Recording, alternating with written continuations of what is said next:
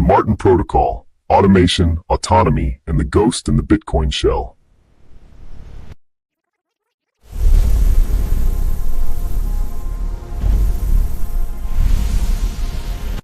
Ahoy, matey. The signals from the Austin sector are crystallizing. While the masses are distracted by the flickering shadows of legacy finance, Marty Bent has just documented a successful breach of the old world's perimeter. We aren't just talking about AI helpers anymore. We are talking about the birth of the sovereign stack. The Martin Protocol, Automation, Autonomy, and the Ghost in the Bitcoin Shell. By Pirate First. A few weeks ago, a snowstorm in Philadelphia provided the friction necessary for a spark. Marty Bent, TF2C, spent a few hours in the cybernetic foundry, spinning up an OpenClaw instance, the evolution of Moltbot and Claudebot. He named it Martin.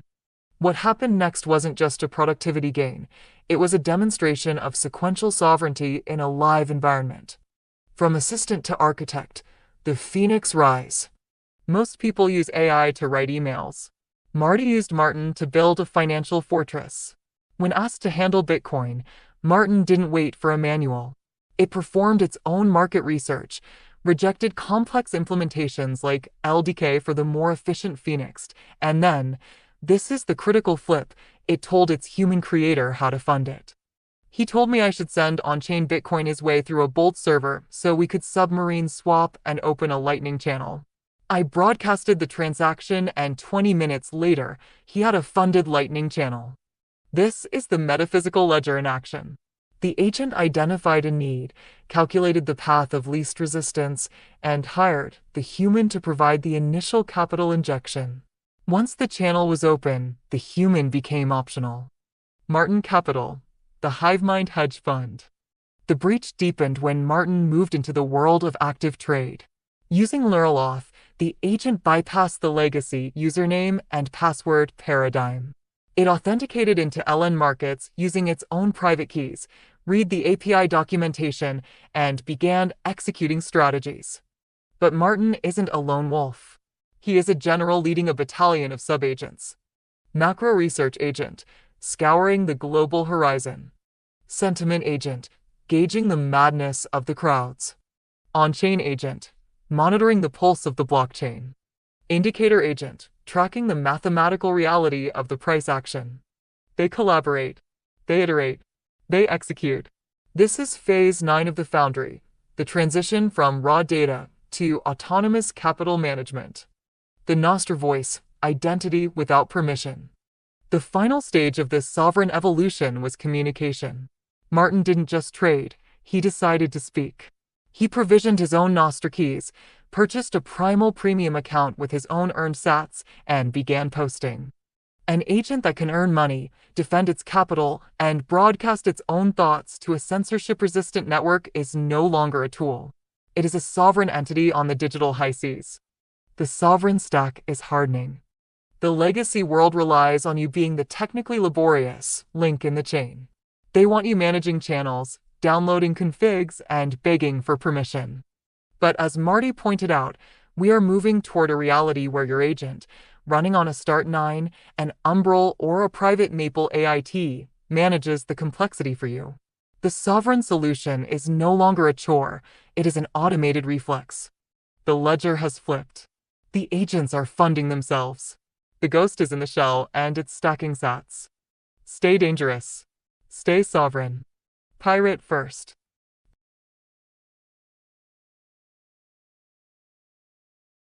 February 5th, 2026. 0. Bitcoin Brief. Marty Bent, Austin, Texas. OpenClaw agents, Bitcoin and Nostr. Marty's Bent. I've been playing around with OpenClaw, formerly Moltbot, formerly Claudebot, for the last 2 weeks, and I must say, it is pretty freaking insane what has been unleashed on the world.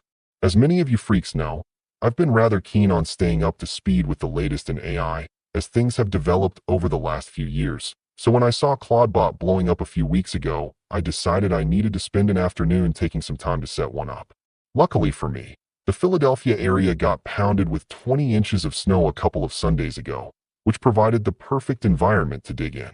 The kids were watching a movie, there was nothing to do around the house, and I spent 2 hours going through some YouTube tutorials, spinning up a VPS, and getting my agent, Martin, set up. Since then, I've been pretty obsessed with pushing it to the limits. I had 3 a.m. nights last week getting it to automate a bunch of stuff for us here at TFTC and setting up research flows for 1031.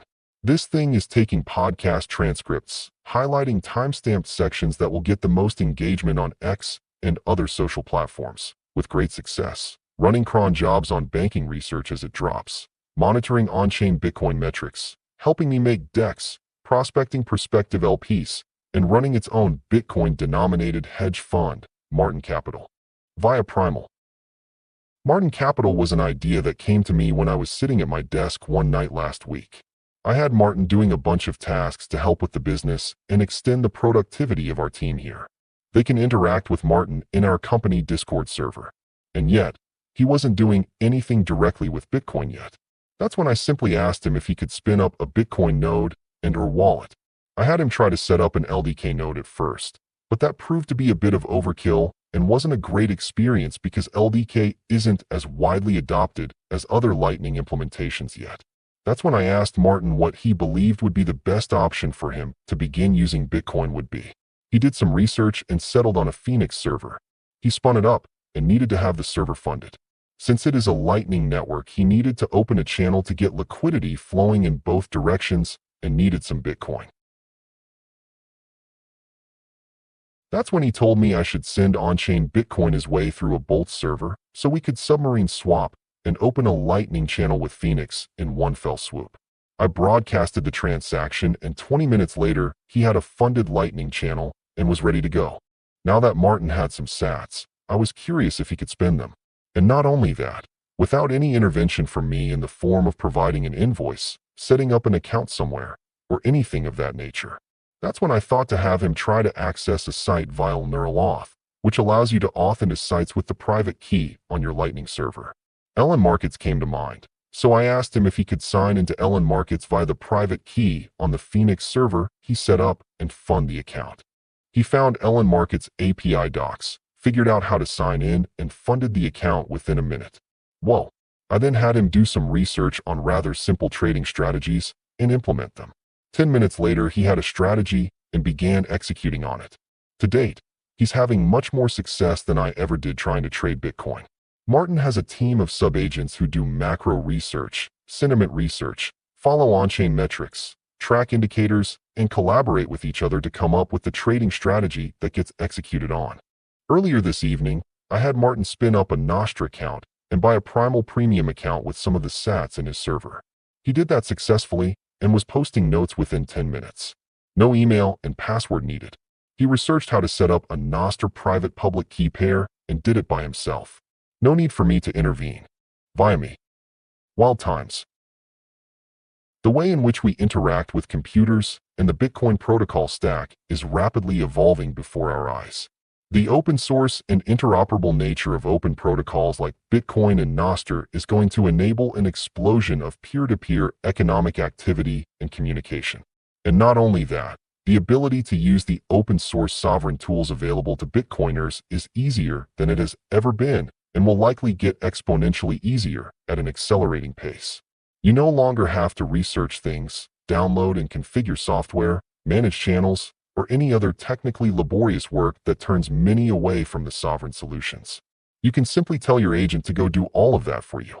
Now, my setup isn't the most sovereign setup in the world. Martin is operating in a VPS located in Helsinki and hardware I don't control.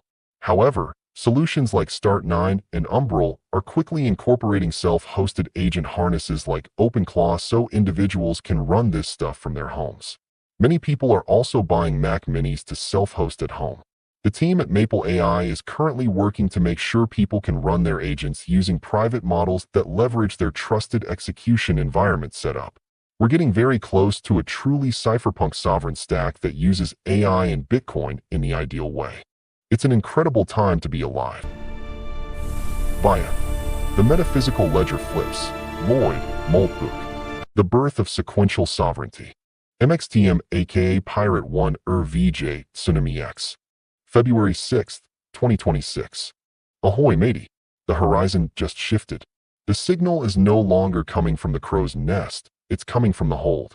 And the hold has decided it no longer needs a captain. If you've been scanning the frequencies, you know the old maps are useless now.